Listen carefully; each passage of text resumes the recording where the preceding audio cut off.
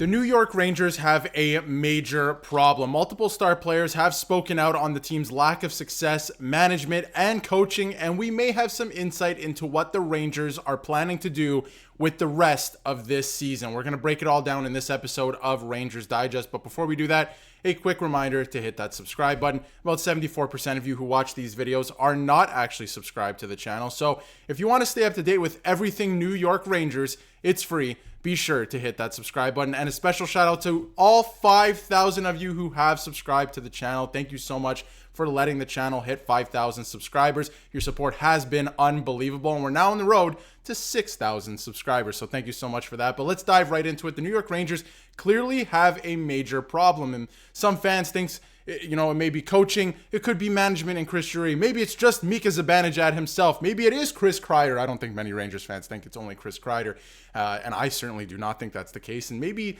wouldn't move off of him. But we're going to break down later in the video what some moves might look like, because I think the Rangers are going to make a couple moves, and some insiders think the same. But the Rangers have a major problem, and before we get into that, the one thing I want to say, and how I've been feeling leading up to this holiday season, with Christmas being just tomorrow, I think every New York Ranger should, line up and apologize to Sam Rosen. I mentioned this on an episode just a couple of weeks ago, that the one person I feel the worst for in this entire disaster, if you want to call it, of a season, is Sam Rosen, right? This is his last season calling New York Rangers hockey. He is the voice of the New York Rangers, the undisputed voice of the New York Rangers. And after this season, he will retire, and it looks like they might not even make the playoffs this year. So I think every single player should line up and apologize to him, first of all. But in terms of major problems, we went over it yesterday with Chris Kreider being scratched in that game against the New Jersey Devils. And of course, he only had 2 goals in his last 13 games. And now, we got to break down some other players as well. And like NYR Louis brings up here, I personally like Alexis Lafreniere as well, and I think he's going to be a great player, and he's only still continuing to develop in the NHL. But he has 1 goal in his last 16 games. This is another guy like Chris Kreider, like Mika Zibanejad, who, I haven't really seen much of his name out there, but this is another guy who has to get going. He just signed a contract extension, and yes, it's not for $10 million or anything like that. He's not going to be making the upper echelon of money like some of his teammates, some of his older teammates. But he's another guy they have to rely on to get going here, and he's not going. Him, Vincent Trocheck, right?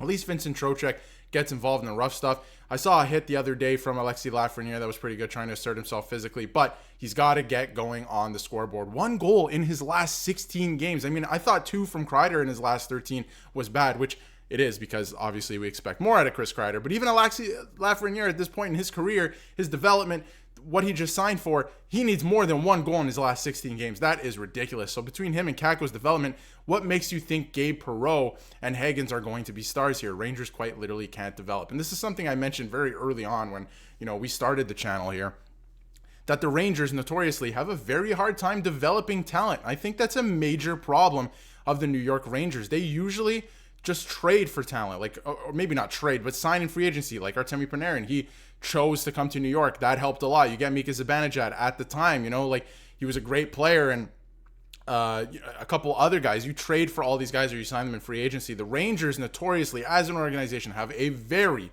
hard time developing young players. We're seeing it now with Lafreniere a little bit, and even if they go ahead and get a 2nd overall pick, 3rd overall pick, top 5 pick in this year's draft, that is a tough spot, because look what's happened with the last few guys, right? They got to start developing these guys properly, and I have not seen that from this organization ever, really. I think they've mostly traded for their stars. So here's some quotes as well from some players after their loss to the New Jersey Devils, a 5-0 loss.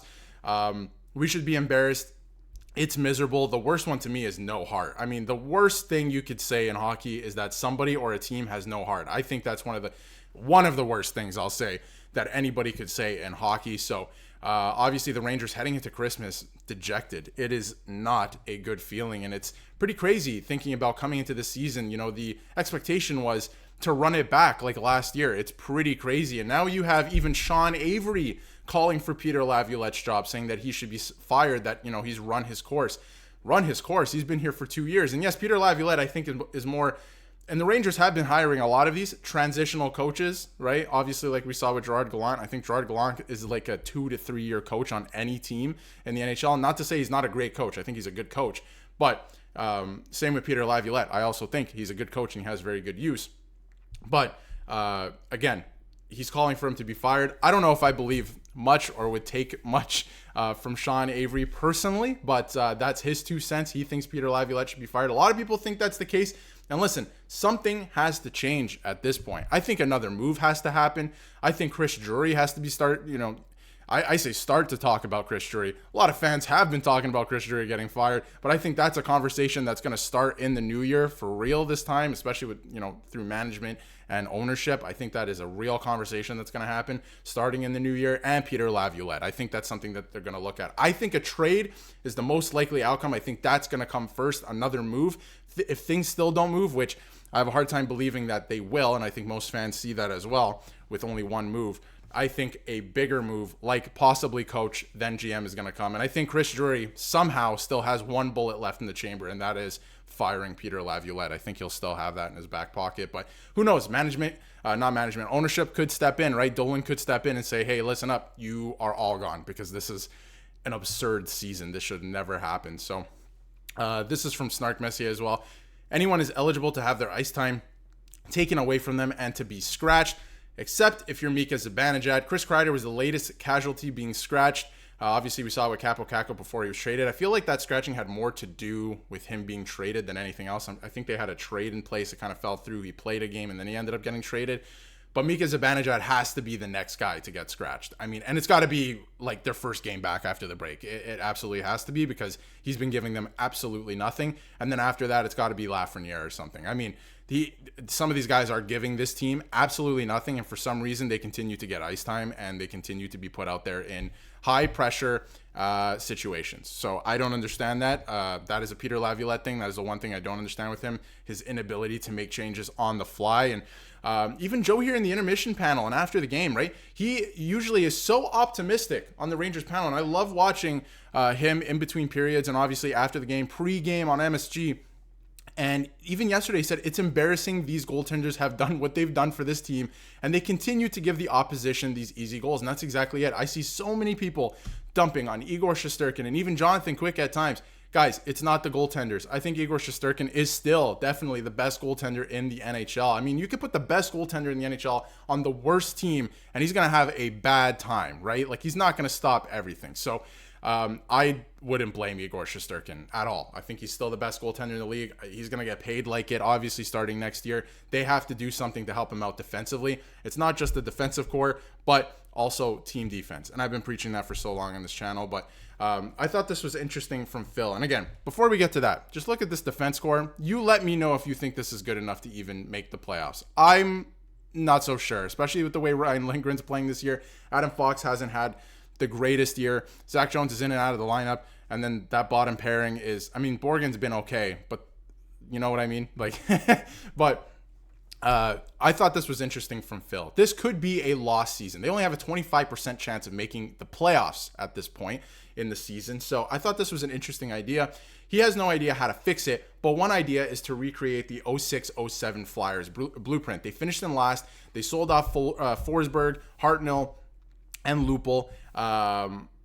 They got Hartnell in return, and all these other pieces like Lupul, then they flipped and obviously signed Briere. They drafted JVR, obviously second overall pick, top 5 pick. The Rangers could end up with that with the lottery, who knows? But they made all these really, really good signings to retool completely for the next year instead of sitting around doing nothing. So maybe it's time to look at that. I know there's a lot of no movement clauses, no trade clauses, but maybe a guy like Kreider, who's a little bit easier to trade, maybe he could be on the way out to do something similar to this to set them up for, some type of success next year. Because obviously the Flyers went on to, a couple years later, the Stanley Cup final. They completely retooled and were on their way. So they could be a couple moves, a couple signings away. But again, I think they got to focus a little bit, like I mentioned, on developing younger players properly, especially in the future, especially with what they have in the system right now. Brett Berard has shown flashes of being really good. He's still with the big club. He's still with the guys. And obviously you have Gabe Perreault down there who's looking to maybe turn pro next year. I mean, he's definitely going to turn pro. It's just a matter of NHL or AHL, probably AHL, but you have to develop these guys. So it has become quite a problem. But let me know in the comments what you think of the New York Rangers not being able to develop young talent, and what they can do to retool and maybe save this season if it's even possible at this point. Again, they can still make the playoffs. It's possible. And once you get in, anything is possible. They just need to upgrade the roster a little bit. But I don't know if that's going to happen. It's looking tough right now. But let me know in the comments what you think of that. And if you haven't yet, hit that subscribe button so you can stay up to date with everything New York Rangers.